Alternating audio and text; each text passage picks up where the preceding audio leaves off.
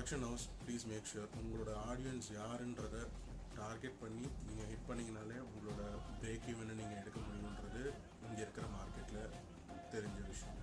அதை தாண்டி நீங்கள் ஜென்ரல் ஆடியன்ஸ் ரீச் பண்ணணும்னா எக்ஸ்ப்ளோர் பண்ணுங்கள், இன்டர்நேஷ்னல் கண்டென்ட்லேருந்து இன்ஸ்பயர் ஆகுங்க, new out of the box contents எடுங்க, பட் எமோஷ்னலி ரூட்டடாக இருக்கும். இது நிறைய பேர் சொல்கிறாங்க. கண்டென்ட் என்னவோ வேணா இருக்கலாம், எமோஷன்ஸ் கொஞ்சம் ரூட்டடாக இருக்கணும்.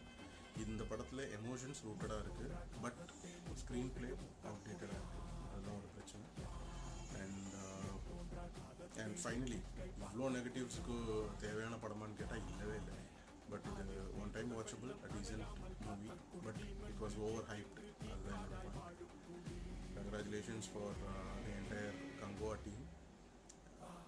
Here and there mixture reviews, negative reviews overall இருந்தாலுமே we could see that box ஆஃபீஸில் படம் நல்லாவே போயிட்டுருக்கு, புக்கிங்ஸ்லாம் நல்லாவே